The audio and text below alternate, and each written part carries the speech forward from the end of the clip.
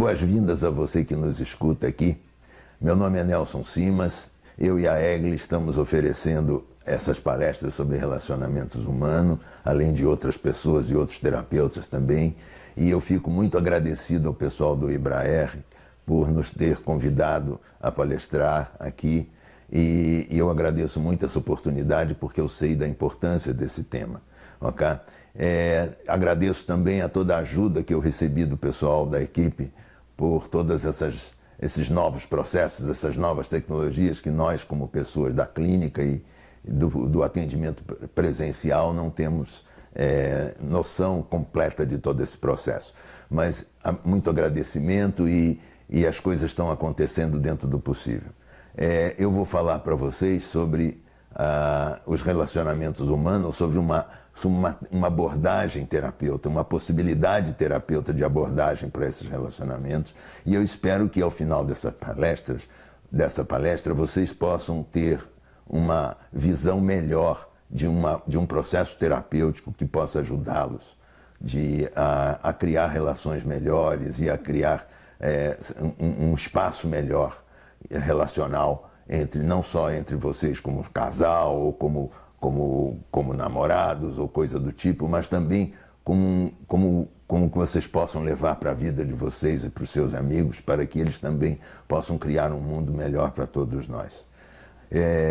Por último, eu quero explicar um pouco da minha voz rouca. Eu realmente não tenho essa voz assim, ela está assim por um problema de uma cirurgia que eu precisei sofrer há pouco tempo atrás, e eu ainda devo continuar dessa forma por algum tempo. Mas, de qualquer forma, eu prometo a vocês que eu vou fazer o melhor de mim para que eu possa me fazer entendido em cada uma das palavras que eu deixar e que vocês possam ter um bom proveito de todo esse trabalho. Inicialmente, eu gostaria de mostrar para vocês uma breve história sobre os relacionamentos amorosos, né? Todos nós nascemos como fruto de um relacionamento que supostamente foi amoroso. Ou seja, nossos pais se uniram em nome do amor e, de alguma maneira, a vida fez, através deles, a possibilidade de continuar no crescimento de um novo ser. Ok. É claro que isso nem sempre acontece, né? E dessa forma tão amorosa. Mas, na grande maioria das vezes, isso acontece assim. E mesmo quando não acontece assim, é importante nós pensarmos ou percebermos de que, de alguma maneira, a vida conseguiu fazer o trabalho dela. Porque, senão, nós não estaríamos aqui fazendo usufruto da vida que o nosso corpo deposita. Ok?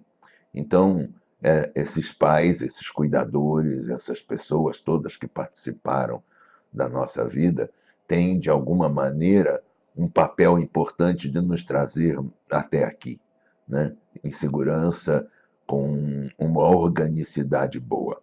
E esse é o motivo pelo qual nós, algumas vezes, no contato com esses cuidadores, nos ferimos emocionalmente quando essas criaturas, né, de alguma maneira, agem de uma forma inadequada conosco.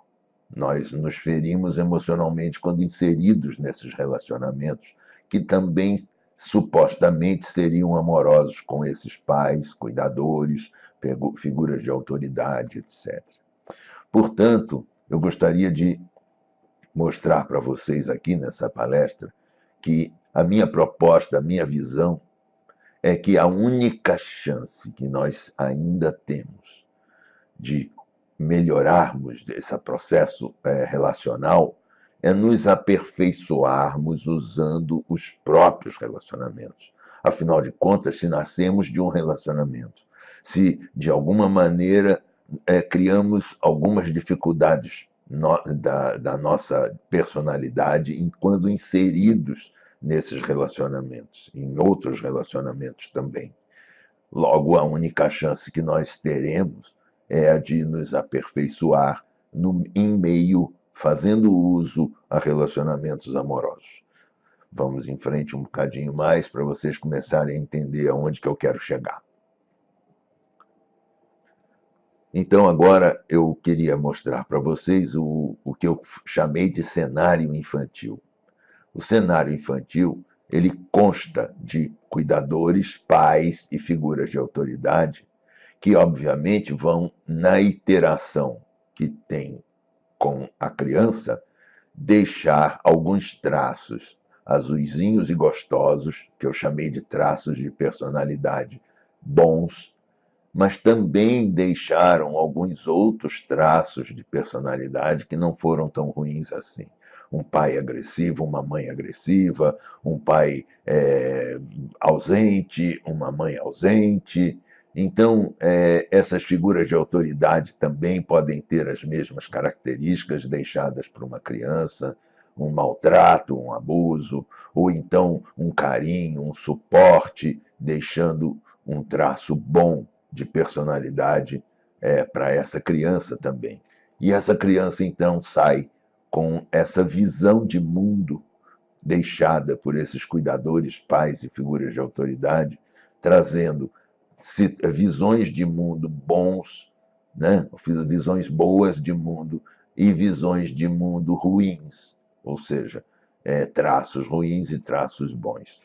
Os traços bons, eles nos ajudam a trazer uma visão do mundo boa e, portanto, uma visão dos relacionamentos que estão de acordo com uma bem-aventurança, ou seja, é bom me relacionar, eu posso imaginar estar bem com as pessoas, ter um bom acesso social, um bom acesso cultural, e a vida vai se processando bem para essa criatura. Obviamente, neste caso, ela desenvolve soluções que te levam ela à união, né? Que levam ela um sentimento de dizer, nossa, como é bom estarmos numa relação. Já os traços ruins que foram frutos desses contatos com essas pessoas, deixaram para aquela criança, para aquele cenário infantil, uma visão de relacionamentos que é conflituosa, que é turbulenta, que obviamente deixa uma situação difícil nesse relacionamento e às vezes até não desejável, né, de distanciamento. Então, quando olhamos essa visão de relacionamentos por essa forma, é como se aquela criança estivesse desenvolvendo ou tenha desenvolvido umas soluções que eu chamo de pseudo-soluções, porque na verdade elas não resolvem absolutamente nada, né? Ou seja, elas estão contra o desejo da criança, mas elas deixam atrás um desenvolvimento de pseudo-soluções que são separatistas, que são de uma forma ruptiva e, portanto, inadequadas para um bom processo relacional acontecer. Essa breve história sobre os relacionamentos, ela pode não ser agradável quando olhamos desse jeito, mas eu posso dizer para você o seguinte: é assim, e nós não temos como evitar isso. Todos nós passamos por essas dificuldades e, obviamente, precisamos resolvê-las dentro dos relacionamentos que nós estabeleceremos durante o nosso trajeto pela vida. E assim, nós vamos encontrando pessoas já na nossa fase madura e vamos estabelecendo contatos com essas pessoas. E, obviamente, todos nós já passamos por essa situação onde encontramos uma criatura que nos pareceu ser algo que valesse a pena nos envolvermos com ela e estabelecemos então um contato onde tudo é uma maravilha, como se fosse um filme de Hollywood, onde nós estamos muito bem com essa criatura e temos a sensação de dizer assim: nossa, que coisa, parece que eu conheço essa criatura por toda a minha vida, parece que eu tenho essa criatura num apreço tão grande, por que nós não nos encontramos antes? Essa é a sensação, né? E essa sensação cria uma fase romântica para o amor, né? Nós nos encontramos e fazemos isso através das visões boas que nos foram deixadas pelos nossos pais, cuidadores e figuras de autoridade. Logo, essa parte dessa relação que vai se estabelecendo, ela traz bem-aventurança, traz êxtase, traz erotização, traz um monte de coisas altamente desejáveis e que nos levam às alturas. E nós, obviamente, entramos nessa relação com um grande sim. Sim para a relação. Sim, eu quero estar com essa criatura. Sim, eu quero de alguma maneira fazer parte da vida com ela, não é? E isso então acontece me levando a um estado bem-aventurado de doação, de entrega, de colaboração e de cumplicidade, que são os pontos chaves de qualquer relação boa. Essa informação do sim, essa disposição ao sim, essa intenção ao sim, né? E saímos então com essa ideia de é isso que eu desejo e agora eu consegui. Portanto, é como se nós tivéssemos, oba, agora sim, agora tudo está bem para mim. Mas é claro que o tempo vai passando e algumas partes da nossa visão que foi deixada também pelos nossos pais e cuidadores, começam a funcionar naquela parte turbulenta. E, obviamente, essa parte turbulenta também se mistura com a parte turbulenta do meu parceiro ou parceira. E, obviamente, vão começar a surgir algumas incompatibilidades. Esse assunto aqui, para ser entendido, precisa ser visto assim. Eu posso olhar para uma cadeira no meio da sala e dizer: nossa, que cadeira confortável, adoro sentar nessa cadeira, deixa eu experimentar olhar essa cadeira. Mas essa visão é uma visão de mundo que eu trouxe sobre a cadeira. A cadeira é apenas a cadeira. Uma outra criatura que tenha tido uma visão de mundo na qual toda vez que ela estivesse sentada ou descansando, um pai ou uma mãe ou um cuidador dissesse: sai daí, menino, sai daí, menina, você tem que fazer um monte de coisas, está aí descansando à toa, que indolência, vai trabalhar, vai fazer alguma coisa, né? Então, essa criança ela acaba tendo uma informação, ou ficando com uma informação, de que a cadeira é perigosa, porque ela leva a um pedido que não é aceito como reconhecido na sua família de origem.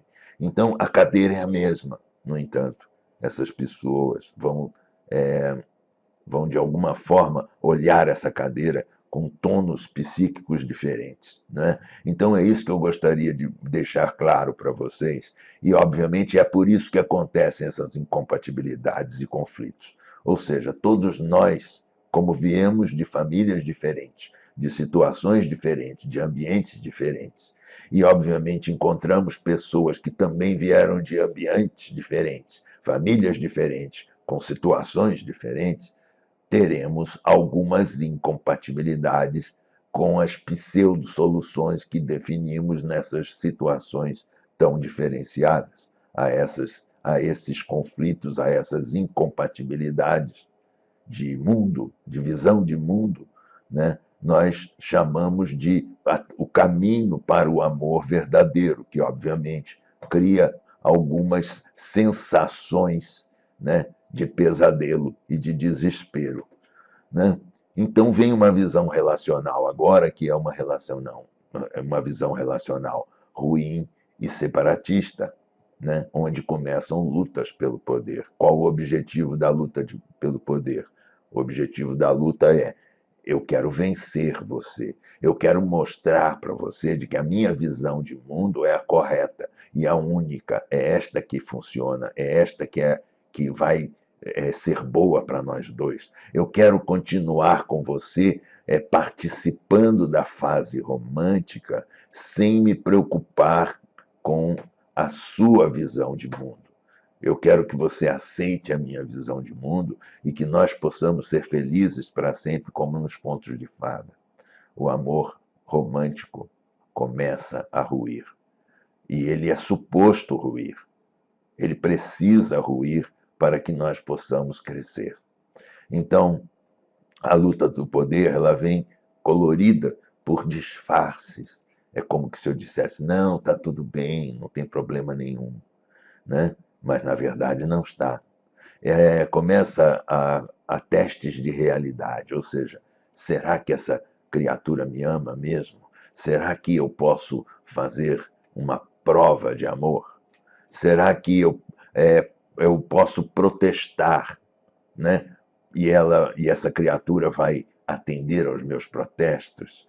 Será que eu posso ter segurança e confiança de que se eu explodir de raiva, essa criatura vai estar comigo e perceber e me dar acolhimento pela raiva que eu estou demonstrando em função do meu convívio com ela?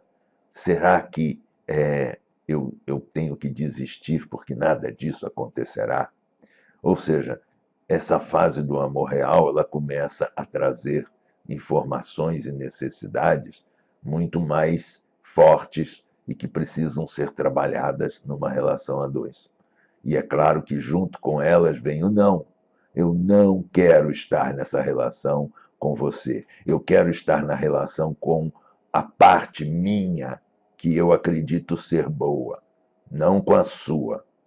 Então eu começo a criar defesas e resistências. E a pergunta que se segue é: ao invés de é isso que desejo e agora eu consegui, eu vou agora para será que eu fui enganado? Será que essa pessoa mentiu para mim? Ela está abusando de mim? Ela demonstrou ser tudo aquilo de antes só para me enganar? Será que, ou então, eu posso pensar, será que foi culpa minha? Será que tudo isso não é o certo? Aquela pessoa é realmente ótima e eu sou uma porcaria que eu não sirvo para nada? Ou seja, esse caminho da seta verde, todos nós seguimos em todas as nossas relações. É claro que nas nossas relações mais íntimas, isso vai começar a ficar cada vez mais claro, né? E nós precisamos fazer alguma coisa para entrar na terceira fase da relação, que é a fase intencional. Essa fase intencional, ela tem o objetivo de olhar para essas incompatibilidades, olhar para essas inadequações que são criadas em funções das visões de mundo diferentes deixadas para cada um de nós, e perceber que essas incompatibilidades e inadequações apenas são um crescimento que precisa acontecer, um amadurecimento que precisamos resolver, né? Ou seja, esse crescimento está querendo aflorar e nós precisamos aprender a permitir que ele aflore. Os conflitos são o solo fértil de onde esse amadurecimento pode vir. E, portanto, os aspectos infantis e maturos podem amadurecer se eu conseguir abrir meu coração a olhar para esses conflitos, não mais de uma forma desistente, como sendo, vamos dizer assim, um desespero, mas sim como sendo algo precisa ser feito. Eu preciso ter a intenção de fazer acordos nessa nossa relacionamento em relação às nossas visões de mundo que nos ajudem a sair desses conflitos e entrarmos numa situação de bem-aventurança novamente.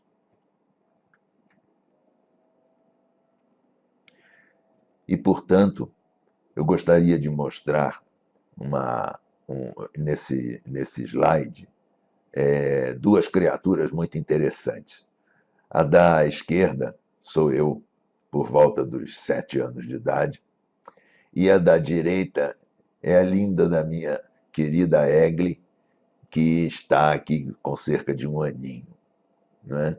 Essas duas crianças cresceram muito e chegaram hoje a uma idade bem madura, e, e elas resolveram, então, estar numa relação. E eu, então, vou contar um pouquinho da história de cada um de nós, para que vocês tenham ideia de como as nossas visões de mundo podem se misturar de uma forma boa, mas também podem se misturar de uma forma perversa, ok? Então vamos lá. O Nelson, né, os cuidadores do Nelson deixaram uma situação para ele que levava sempre assim uma sensação de vitimização e passividade. O Nelson, ao receber essa vitimização e essa passividade, ele tinha a sensação de estar sendo abandonado por essas criaturas. Né? É como que se essa passividade não desse suporte a ele, como se essa vitimização não incluísse ele. Então ele ficava com muito medo de ser abandonado por essas criaturas e não ter suporte de ninguém. Obviamente, ele desenvolveu uma solução fake, uma solução pseudo, que diz assim: se eu for se eu for muito bom, se eu for muito produtivo, se eu for muito disponível, se eu for muito maleável, justo, ético, nossa, ninguém me abandonará. Essa foi, né, a decisão, e obviamente a pseudo-solução foi persistência, teimosia, bravura. Lá vou eu faço tudo por você. Né? E isso me deixou um sentimento base, né, de desconfiança e injustiça. Por quê? Porque é assim, eu faço tudo, mas será que eu vou conseguir isso dessas pessoas? Será que eu não vou ser passado para trás em todo esse meu esforço, em todo esse excesso que eu estou jogando no mundo? E, portanto, a sensação de fundo que ficava era: eu vou ser abandonado, sim, vou ser injustiçado, não vai ter jeito, né? E, obviamente, eu atuava na minha vida, ao perceber isso, uma tristeza, uma desistência, uma ausência afetiva, uma compulsão pelo trabalho. E isso, então, ficava rodando, rodando, rodando, rodando aqui na minha vida, né? Criando todas as minhas mazelas. Por outro lado, a Egli teve cuidadores que deram para ela uma noção de parcialidade, de justiça muito pequena, muito singela, né? Em relação aos irmãos dela. Ela se sentia sempre menos do que os irmãos sempre tinham vantagens. E ela também era muito criticada e muito exigida por esses cuidadores. Né? Então, o que acontecia? A Egli ficou com um pânico de fundo, né? De ser preterida pelos irmãos, ou seja, é como que sempre os irmãos ganhavam, ela nunca ganhava, então ela era sempre a que perdia. Né? E, obviamente, não demonstrar perfeição, ela não conseguia demonstrar a perfeição que era exigida dela e, portanto, uma sensação de fundo de ficar sem saída. Né? A Egli, então, começou, para resolver isso, para diminuir esse pânico, para lidar com ele, dentro das possibilidades infantis dela, ela começou a lutar como sendo disponível e maleável, e também uma super alerta para poder perceber o momento onde ela estava começando a ter risco de ser preterida, ou então de ser injustiçada, ou então de ser criticada. A pseudo-solução da Egli foi: procura por aprovação fora. Por quê? Porque dentro não havia. Então, ela foi para o mundo, foi procurar amiguinhos, foi procurar pessoas, né? Foi, mais tarde, mudar de país para poder obter a aprovação que ela tanto achava que precisava, queria, mas que não conseguia no que tinha para ela. Ela precisava ir para fora. Também desenvolveu junto uma, uma pseudo-solução do tipo: faço tudo por você. E como ela ficava sempre sem saída, ela tinha que ficar muito alerta. E por estar muito alerta, ela criou uma sensação, uma pseudo-solução de procurar pelo em casca de ovo, ou seja, de ser extremamente investigativa e criadora de situações que nem sempre eram reais para explicar o pânico e o medo que ela estava sentindo a cada momento naquelas relações.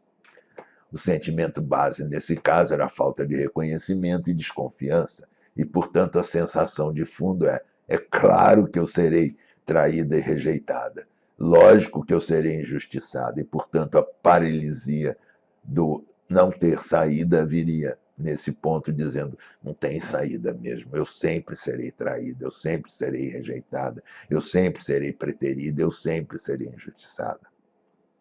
E, obviamente, a Egli, então, atua na vida como se fosse uma briga pelo território. Eu preciso arranjar o meu lugar no mundo, eu preciso proteger esse meu lugar de uma forma muito pontual. E eu preciso sempre estar atentas a sinais de reprovação para que eu possa resolvê-los antes deles criarem problemas para mim. Né? E, obviamente, a sensação não tem saída também traz uma atuação na vida de colapso e de passividade. Agora vejam isso aqui. Vamos atentar agora para essa parte aqui do slide. Quando a Egli cria a passividade, ela acorda a minha situação dos meus cuidadores. Então, ela cria em mim uma sensação de fundo de que eu serei abandonado e que serei injustiçado do mesmo jeito que eu tinha quando criança. Da mesma forma, quando eu atuo a minha tristeza, a minha desistência e a minha ausência afetiva e a minha compulsão por trabalho, eu levo para a Egli a sensação de que ela vai ser abandonada, traída, rejeitada, injustiçada e de que não tem saída alguma. Portanto, quanto mais a Egli recebe isso, quanto mais eu dou isso para a Egli e ela recebe isso, mais eu vou ter isso que ela me dá e que me gera isso, e que, obviamente, mais vai acontecer isso. E nós vamos ficar brincando nesse mecanismo perverso de oferecer o pior de nós para cada um. Ok? Então, agora eu queria passar para vocês que isso não acontece só na nossa relação. Isso acontece também em todas as relações. E é importante que você, que está me escutando, possa perceber isso acontecendo na sua relação também. Esse mecanismo, ele é perverso e ele nos leva aos 4 cavaleiros do Apocalipse, como foi chamado pelo Dr. John Gottman, o criador desse processo. Né? O John, ele coloca como sendo os quatro itens mais perigosos dessa iteração, dessa mescla das feridas: o criticismo, a sensação de revide, a defensibilidade, né? A defensividade e a desconexão e a desistência. Vamos ver como que elas funcionam. O criticismo é como quando um dos parceiros acusa o outro para que ele haja como ele próprio deveria estar agindo, mas não age. Mas então ele queria que essa outra criatura agisse a seu favor. Ou seja, eu acuso que você haja como eu deveria estar agindo e a meu favor. Né? Eu não estou fazendo a minha parte, mas eu quero que você faça a minha parte para que eu leve vantagem nisso. Esse é o criticismo. Nós criticamos os nossos parceiros. Nós colocamos os nossos parceiros como se eles não fossem nada para nós. No entanto, nós criticamos os nossos parceiros justamente porque nós precisamos fazer com que eles criem a nossa bem-aventurança. É como que se eu dissesse para o meu parceiro: eu estou apaixonado não por você, eu estou apaixonado pela minha visão de mundo, que eu preciso desesperadamente que você faça com que eu me sinta bem nela, embora ela não seja nada boa para mim. Triste, né? Mas essa é a verdade. E, obviamente, a segunda parte é, toda vez, né, que nós recebemos criticismo, nós revidamos. Como que quando o nosso parceiro, quando recebe o nosso criticismo, acaba nos criticando. E aí, então, eu posso revidar a essa crítica de uma forma extremamente desastrosa, oferecendo o meu desprezo a essa criatura. Lembra, essa criatura é a pessoa que eu escolhi para criar a minha bem-aventurança. É a pessoa que em um dia eu disse para mim mesmo, sim, é com essa pessoa que eu quero estar pro resto da minha vida. Agora eu consegui. Mas, no entanto, eu estou oferecendo a ela o meu desprezo ao me sentir injustiçado por alguém que não demonstra atuar à perfeição que ela está precisando receber de mim, né? Então, essa pessoa, ela não está demonstrando essa perfeição toda que ela está me criticando. Ela está criticando para que eu seja perfeito, mas na verdade ela também não é. Então esse revide, ele simplesmente atesta no mundo uma realidade. Só que essa realidade, ela partiu de um processo de criticismo que também era mentiroso. Portanto, os dois são negativos. Terceiro passo é me defender de tudo isso, ou seja, de alguma maneira eu percebo que isso tudo aqui é uma mentira. E então eu me defendo para que ninguém descubra que essas mentiras acontecem, que elas não saibam que o meu parceiro não saiba que eu sou tão falível assim, porque senão ele não vai gostar de mim. E eu então oculto as minhas falhas e desenvolvo racionais que coloquem a culpa no meu parceiro, obviamente. Ou seja, de novo, luta pelo poder. Ou seja, luta de ganha-perde. Alguém tem que ganhar para que o mundo fique na situação de conforto. Só que essa situação de conforto também não tem conforto nenhum. E o quarto cavaleiro do Apocalipse é a desconexão e a desistência. Ou seja, depois de tentar tudo isso, e isso tudo não ter dado certo, a única solução que eu tenho agora é uma solução mais perversa ainda. Não quero mais investir nesta relação com você, mas eu quero me vingar, eu quero castigar você, oferecendo a minha ausência física e afetiva, para que você sofra. Então, é claro que com 4 atitudes desse tipo, divórcio na certa. Ou seja, esse é o caminho mais curto para um divórcio. Esse é o caminho mais curto para uma separação. Ou então para uma acomodação de conforto numa vida de pobreza afetiva para todo sempre, né? Então, eu queria que vocês entendessem esse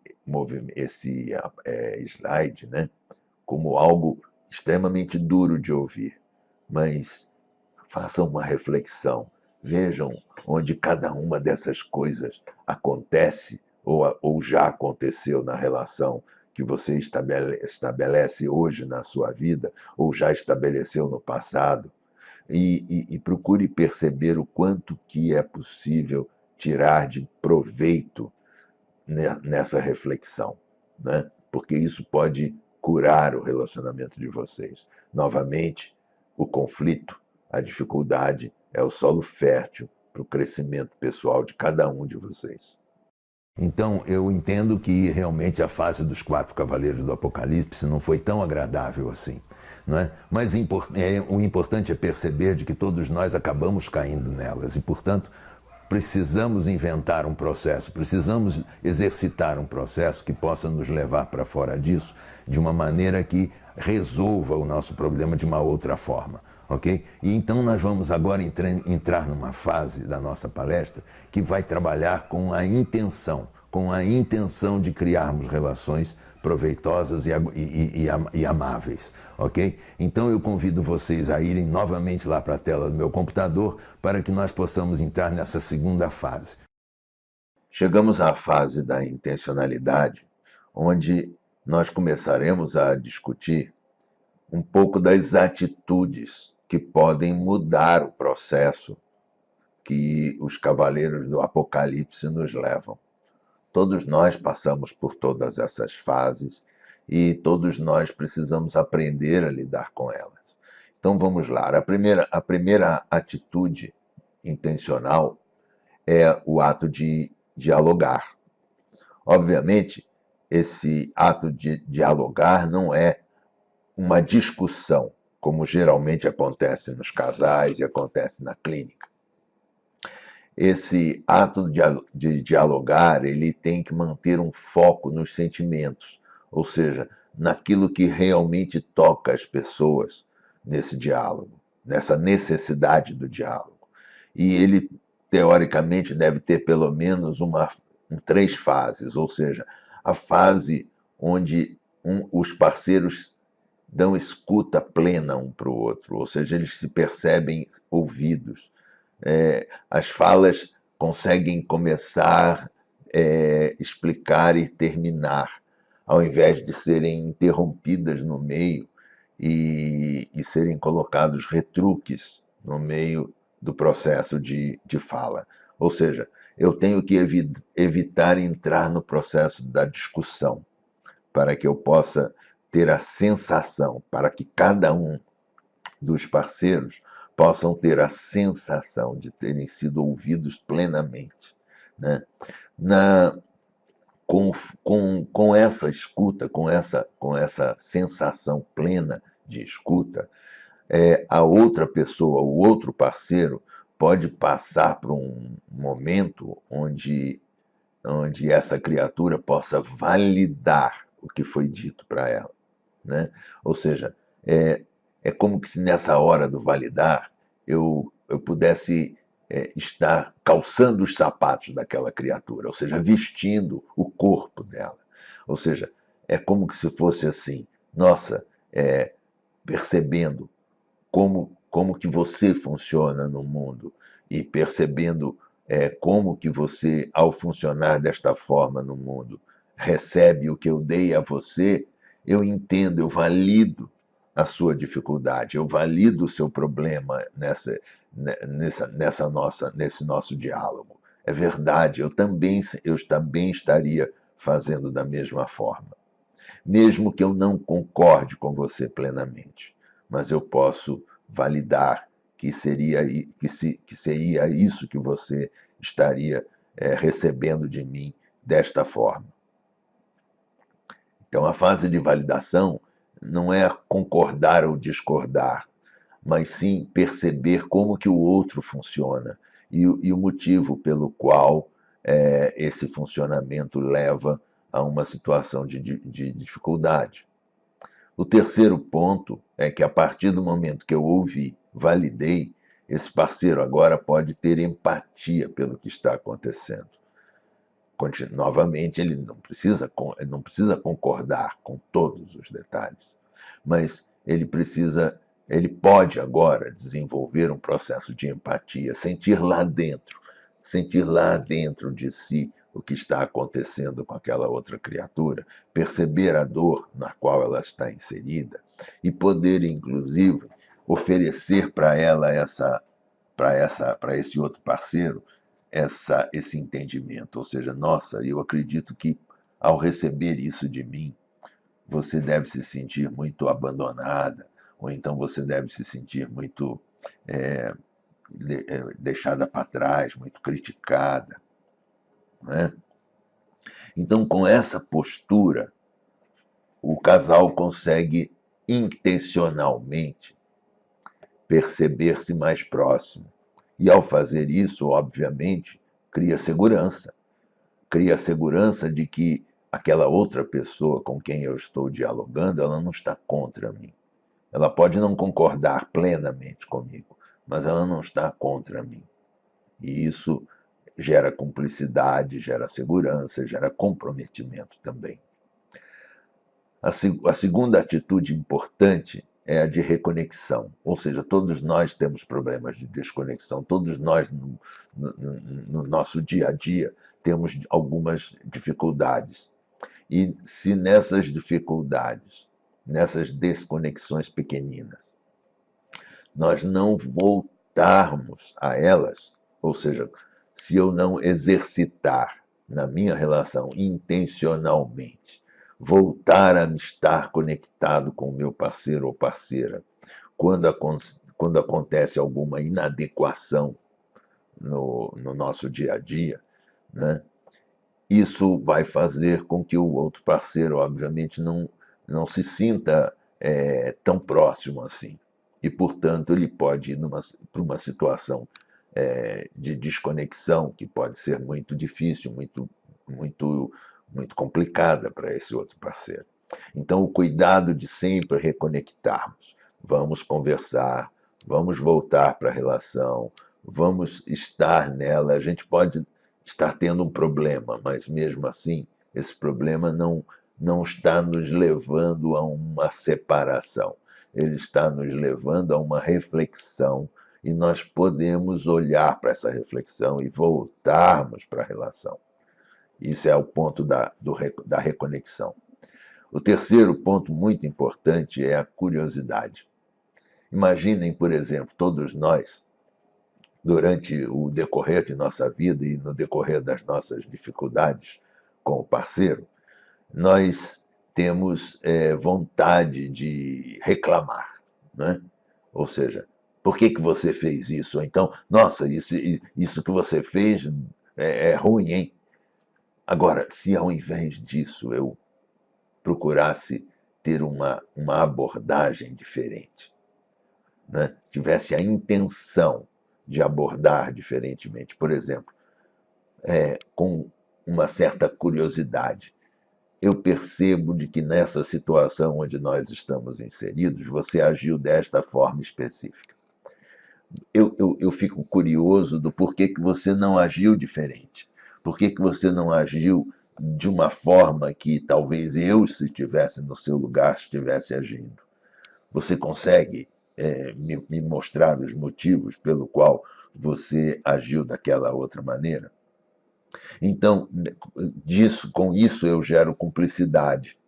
Eu gero uma forma da pessoa dizer assim: eu poderia ter agido daquela outra forma também, mas não é a minha maneira de agir desse jeito. Agora, é interessante, eu posso explicar para você. E ao receber essa explicação, o outro parceiro fica mais calmo, porque ele começa a perceber de que, na verdade, o problema que está acontecendo não é vamos dizer assim, uma coisa que é só da responsabilidade dele.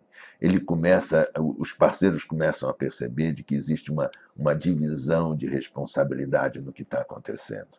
E isso, obviamente, também leva à segurança, né?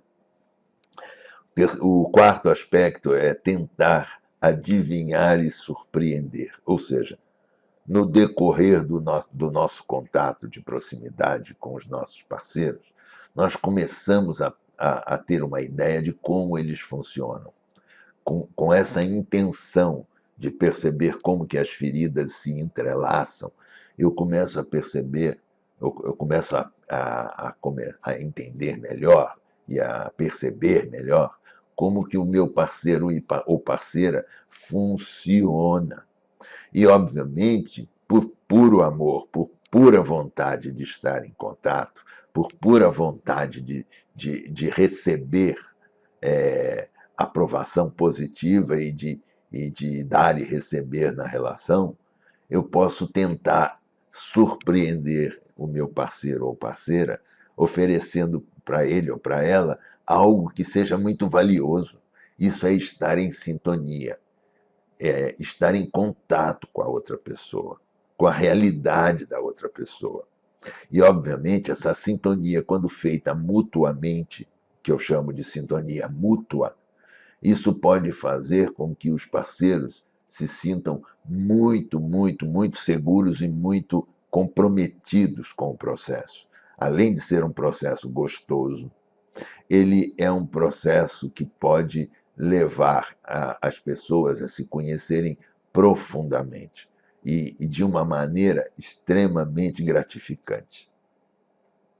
Mas também, vamos lá para a quinta sugestão, mas também nem tudo são flores, ou seja, certamente em algumas situações na relação com os nossos parceiros, nós temos algumas atitudes que realmente são danosas e que nós gostaríamos muito que elas mudassem, não é?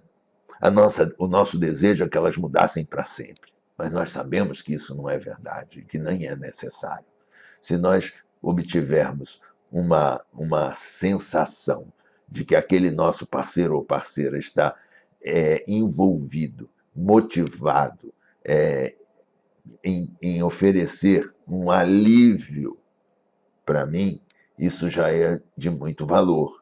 Então, eu posso negociar mudanças de comportamento, eu posso pedir mudanças de comportamento expondo os meus confortos, os meus desconfortos relacionais, né? Agora, durante essa exposição, eu preciso que o meu parceiro tenha ideia do porquê que aquilo me incomoda tanto. E eu preciso, de alguma maneira, tentar revelar para esse meu parceiro ou parceira qual é a minha parte infantil, qual é o conteúdo infantil que eu tenho que está dando suporte àquele pedido. Ou seja, o pedido não veio do nada, o pedido não é porque o meu parceiro é ruim. O meu pedido é porque a maneira pela qual o meu parceiro age no mundo, ela cria uma situação com a minha maneira de estar no mundo que, obviamente, me leva a um lugar de dor.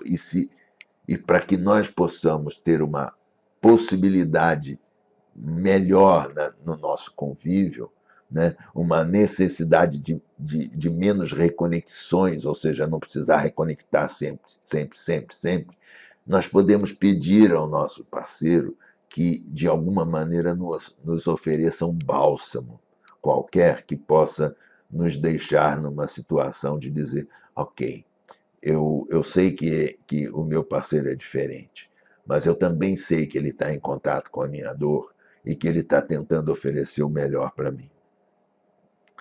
O sexto e último é cuidar da egrégora do relacionamento. O que é egrégora? É como se fosse um templo, um lugar sagrado, onde eu estou zelando por aquele relacionamento como sendo a coisa mais importante da nossa vida, porque simplesmente porque é, né? Ou seja, os nossos relacionamentos são o lugar de todos os nossos desconfortos. Portanto, eles também são os lugares de todos os nossos confortos, ou seja, de todas os nossos prazeres. Então, por que não cuidarmos desse espaço, né? O espaço entre nós, o espaço relacional que existe entre parceiros, de uma forma honrada, né? De uma forma ritualizada, ou seja, honrar essa egrégora, esse espaço relacional, né? E, obviamente, o fazer isso significa voltar para um lugar de importância. E, portanto, os pânicos da separação, os pânicos da crítica, os pânicos da acusação começam a se atenuar muito pela criação da segurança e do comprometimento, que são muito importantes em qualquer relação próxima, né? Então, a fase de intencionalidade, ela implica numa necessidade de nós desenvolvermos empenho mútuo. E esse empenho mútuo não é porque o meu parceiro precisa, não, é porque nós precisamos. Isso é um trabalho do nós, não é um trabalho do eu. Continuando um pouquinho mais sobre a atitude intencional, eu quero falar sobre um aspecto muito interessante que é a simbiose e a individuação. É um pouco técnico isso, mas eu vou tentar simplificar bastante para que fique fácil o entendimento. Todos nós fomos simbióticos um dia. Nós viemos do útero de nossa mãe. E, obviamente, nós e nossa mãe éramos uma só biologia, né? Ou seja, tudo que nós precisávamos para a nossa vida, para a nossa organicidade, foi suprido pela nossa mãe. E, obviamente, a primeira sensação que eu tive sobre paraíso, sobre lugar seguro, lugar de não precisar fazer absolutamente nada, que eu seria absolutamente suprido, foi o útero de minha mãe. Ou seja, o paraíso, o nirvana, todas essas sensações e, vamos dizer assim, imaginações que nós temos são devidas a essa sensação neurológica que nós carregamos conosco até hoje. Nós não temos nenhuma outra explicação para dar. Nós não conseguimos vivê-las novamente. Não é? Então, a simbiose ela acontece e nos deixa sensações muito agradáveis, de sermos absolutamente supridos e mantidos.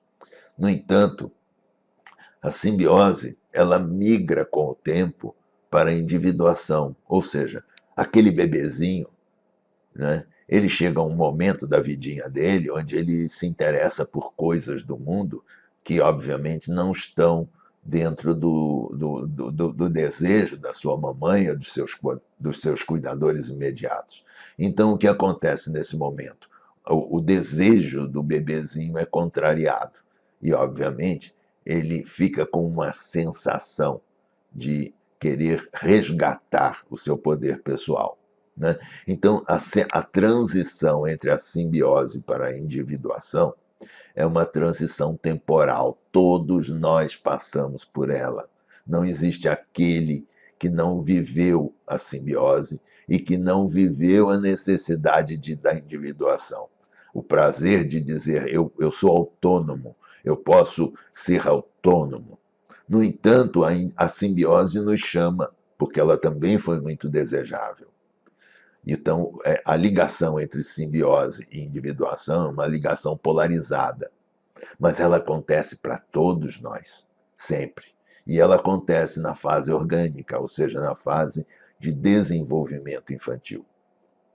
No entanto, quando nós crescemos e amadurecemos e vamos para outras relações na vida, nós percebemos que é a outra pessoa com quem nós precisamos nos relacionar, nossos chefes, as pessoas da vida, a nossa cultura, a nossa integração social, ela tem outras pessoas com outros desejos e outras formações. Então, nós começamos a perceber de que existe um outro estado mais maduro, mais intencional, que possa permitir com que eu não precise ficar simbiótico a essa criatura ou a essas criaturas, tampouco eu não preciso ficar separado delas. Separar-me delas traz angústia. No entanto, misturar-me com elas também traz angústia. É como que se eu dissesse, eu não gosto de rock and roll, mas aquelas criaturas que são tão desejáveis, elas são tão alegres, elas gostam de rock and roll. E eu gosto mais de MPB. Ok, eu tenho o direito de gostar de coisas diferentes, eu tenho o direito de ser um indivíduo. Mas eu não preciso ir para o estado de simbiose para poder justificar a minha vontade de estar com aquela alegria também. Ou seja, eu preciso fazer acordos de diferenciação. E esses acordos de diferenciação são absolutamente intencionais e eles acontecem na vida adulta. É a integração do jovem adulto que faz com que nós caminhemos para esse processo. No entanto, essa diferenciação é a arte de sustentar a diversidade das pessoas e, portanto, obviamente, no nosso caso, do nosso parceiro. E essa diferenciação pode trazer uma angústia e uma ansiedade que nem sempre é muito fácil, ou seja, ela pode atuar ou chamar algo em nós muito agressivo, né? Que eu chamo de o jacaré, o crocodilo que mora em nós, que é extremamente reativo, extremamente feroz e extremamente incauto, ou seja, ele pode causar estragos muito grandes. Então, a atitude intencional que nos leva a esse polaridade entre simbiose e individuação acontece na infância, mas a diferenciação é uma coisa adulta. E então ele acontece nas relações adultas. Isso significa dizer que nós precisamos começar a aprender a lidar com essa reatividade.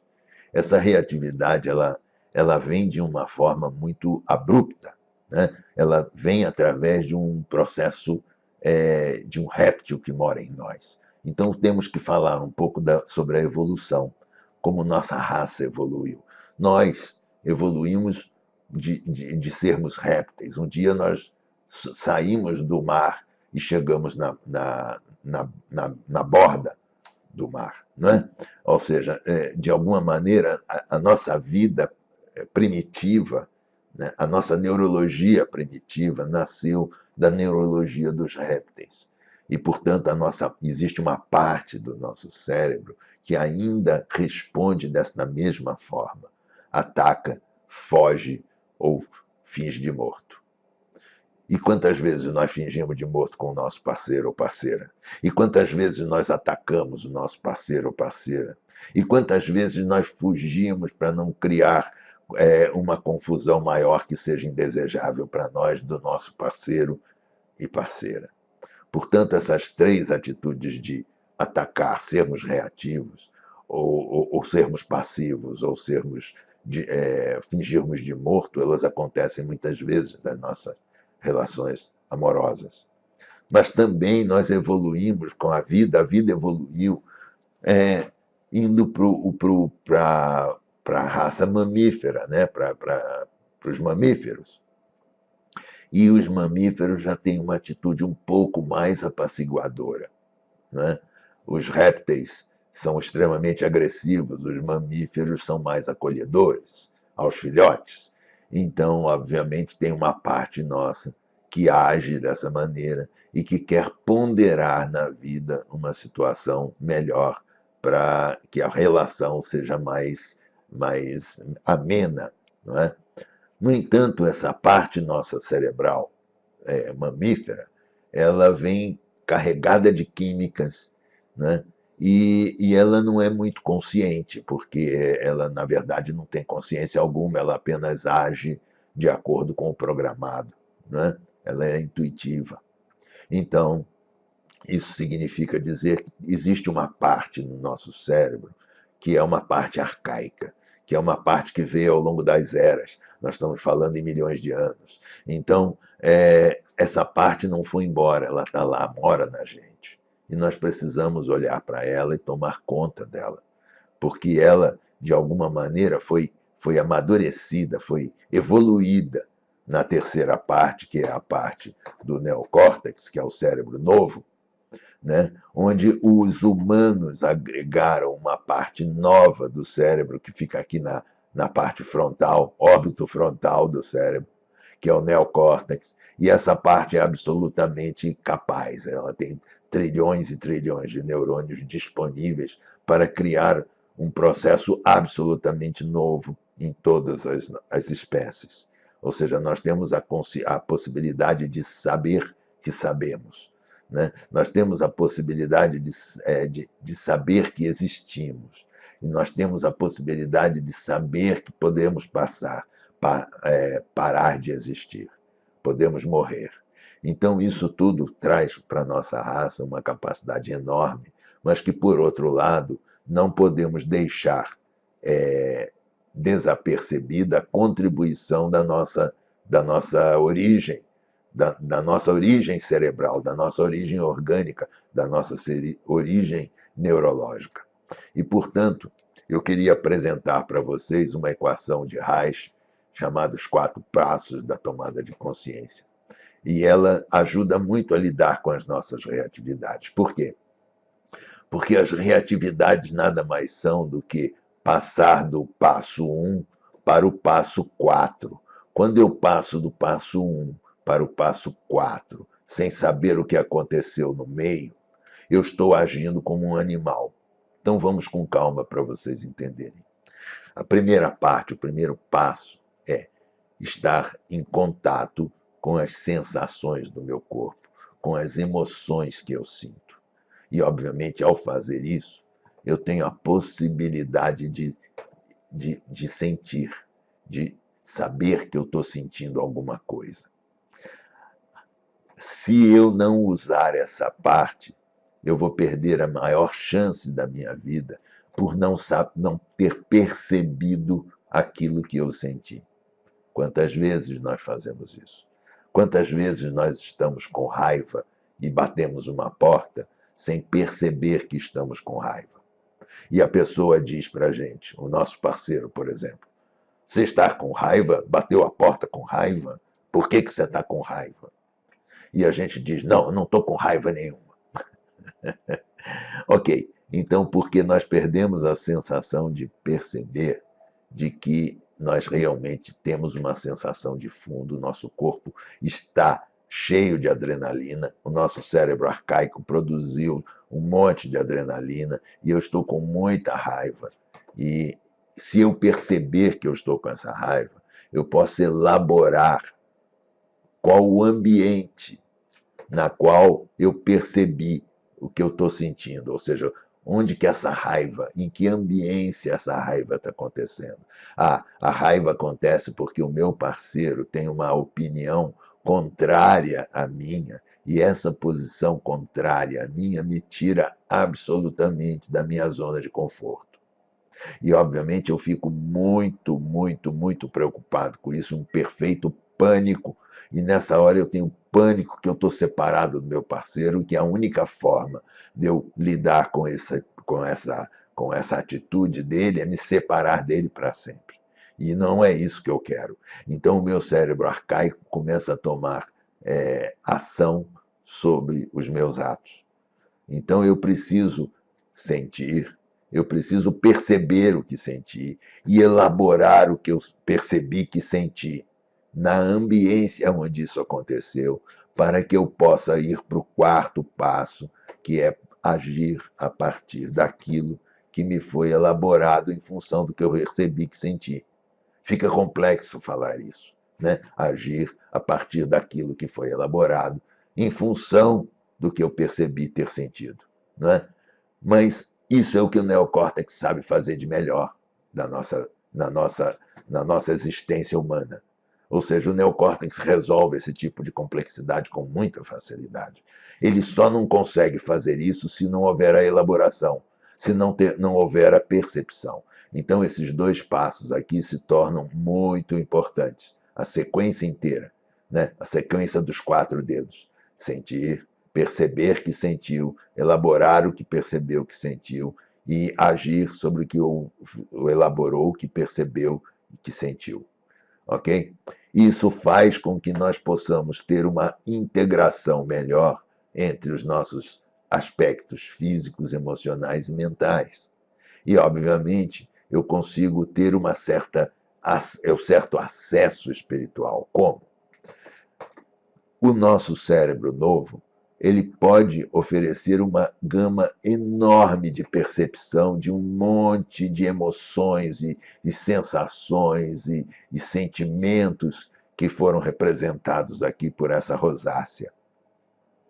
Ela tem um monte de sentimentos, amor, serenidade, aprovação, as interferências de um com o outro, o grau de sensibilidade, o grau de amadurecimento em direção à ponta da mandala. Então, isso significa dizer que isso pode representar, com alguma possibilidade, a natureza humana, a capacidade humana de perceber o que sente, não é?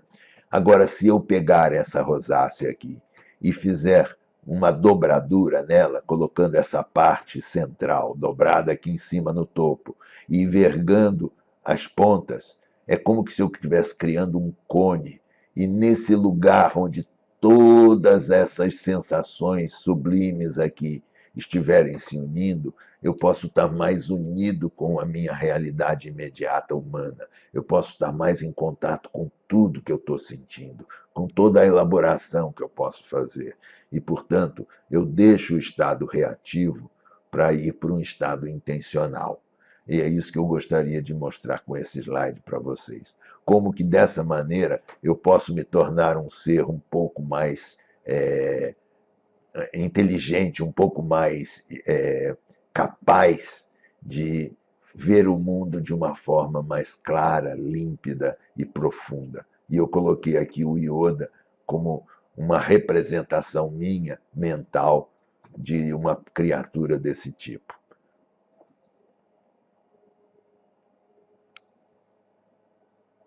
E eu, então, para terminar com essa palestra que eu preparei para vocês, eu gostaria de deixar duas mandalas maiores que pudessem fazer uma tentativa de, como é que se diz, sintetizar tudo que eu disse aqui de uma forma mais organizada. A primeira delas é assim, começa aqui no número 1, né? Ou seja, é uma tentativa de falar sobre o respeito mútuo que é necessário na relação para que as pessoas possam criar um relacionamento saudável, né? E é claro que isso também é uma atitude intencional, né? Então, a segurança, ela vem pelo fato de uma linguagem que não intimide, que não manipule, que não não tente manipular o parceiro ou a parceira, e que seja uma expressão não violenta, que essa expressão possa ser uma expressão amorosa, uma expressão emocional. Isso caminha para um lugar de verdade, onde eu posso admitir os meus erros quando eles acontecem, onde eu possa comunicar-me abertamente e verdadeiramente com meu parceiro ou parceira, assumindo responsabilidade pelos meus comportamentos, atitudes e valores. E quando eu consigo fazer isso, eu posso ir para o lado da confiança, onde eu ofereço para o meu parceiro a sensação de que as atitudes dele ou dela são bem-vindas para mim. Eu posso dar o benefício a essa criatura de que, se aquilo está acontecendo, deve haver um bom motivo, que eu posso não saber qual ele é, mas deve haver um benefício. Então, se eu estou em dúvida sobre a integridade do meu parceiro ou parceira, antes eu posso dizer: eu confio que essa criatura não está contra mim. Ela deve ter um bom motivo para estar agindo desse jeito. Os advogados usam isso e chamam isso de benefício da dúvida para os réus. Ou seja, nos meus julgamentos, eu posso dar o benefício da dúvida ao meu parceiro. Aceitar a palavra deles, né? Ou seja, de alguma maneira perceber de que esse meu parceiro tem integridade, que obviamente deve existir algo bom que eu posso receber dele nesse momento. Oferecer uma escuta não julgadora pelo que está sendo dito.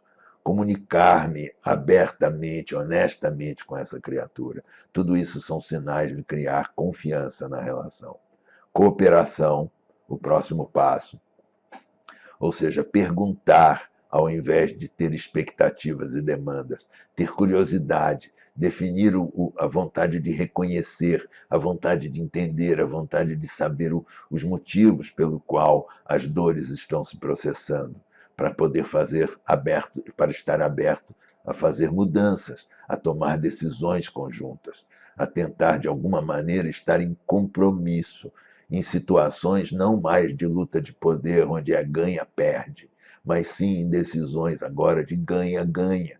Se eu poupo você e você me poupa, nós dois vamos ganhar. Nós dois vamos acessar menos as nossas dores infantis. E, portanto, nós vamos ter uma relação mais gostosa, porque um de nós vai dar colo para o outro. Cada um de nós vai dar acolhimento para as dificuldades do outro. Não é? Isso também gera com que essa cooperação se transforme em um apoio compartilhado, ou seja, Às vezes eu posso não concordar com as escolhas, mas eu posso dar apoio a elas, né? Eu posso apoiar as escolhas pessoais do meu parceiro ou parceira.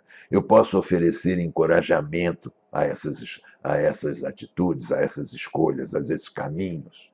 Eu posso dizer, não é o meu caminho, mas é claro que você tem o direito de segui-lo e eu posso dar ajuda.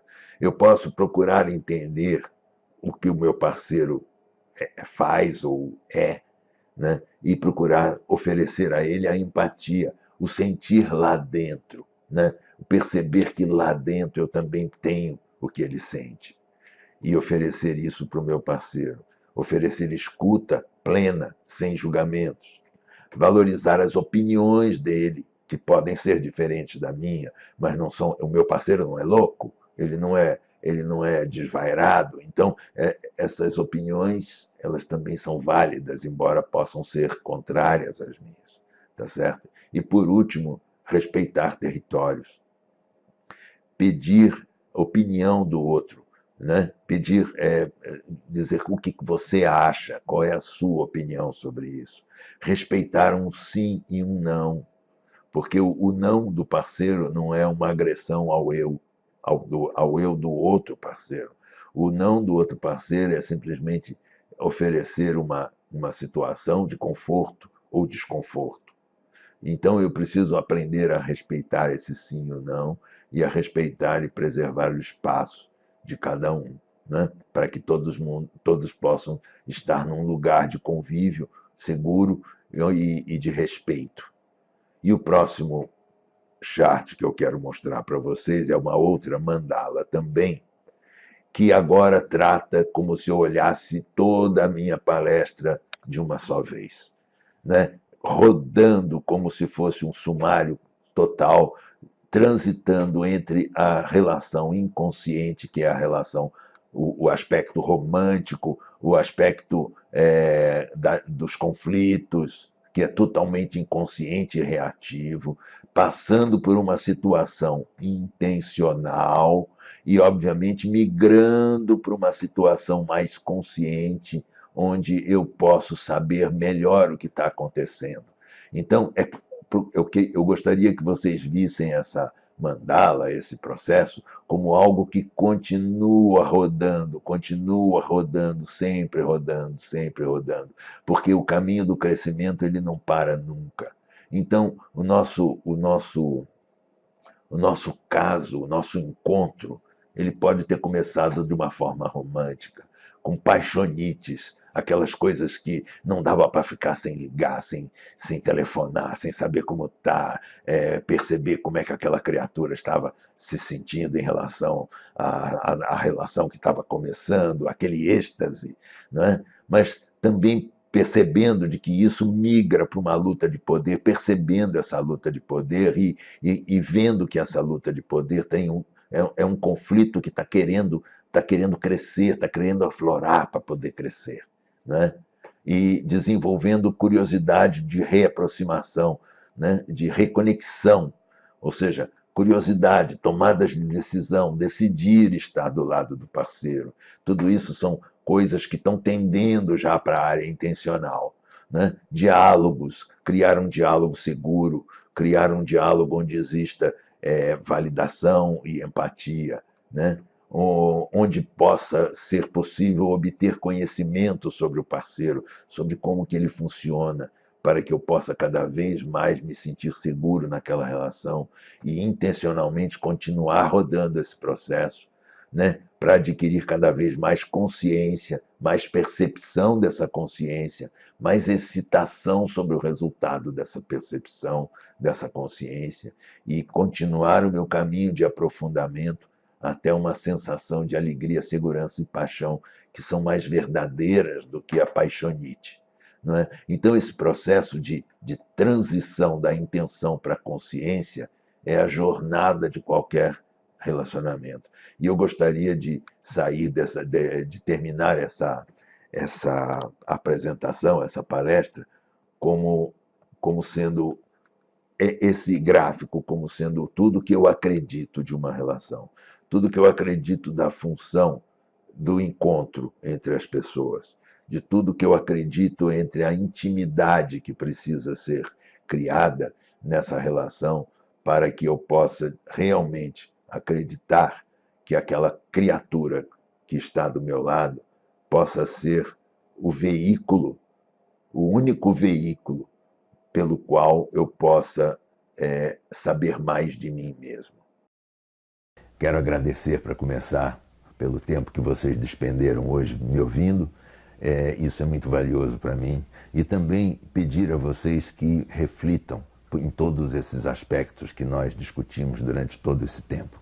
Eu sei que foi uma palestra longa, mas eu também sei que o benefício dela para vocês pode ser muito bom. Como vem sendo, como esse benefício vem acontecendo na vida minha, na vida da Egli, na relação que nós estabelecemos, né? E eu quero convidar vocês a seguirem esse mesmo caminho. E não esqueçam jamais que esse último chart que eu mostrei para vocês é um chart de crescimento contínuo. Ou seja, ele roda, roda, roda, roda, roda, sempre com a intenção de cada vez mais aprofundar nos processos que vão nos levar a algo muito melhor em nossas relações. Muito, muito obrigado. Eu agradeço muito mesmo a toda a turma do Ibraer. Desejo sucesso a todos os palestrantes também. E não esqueçam de deixar seus comentários, eu vou ter o maior prazer em respondê-los. Seus comentários, suas críticas e suas sugestões. Muito obrigado a todos.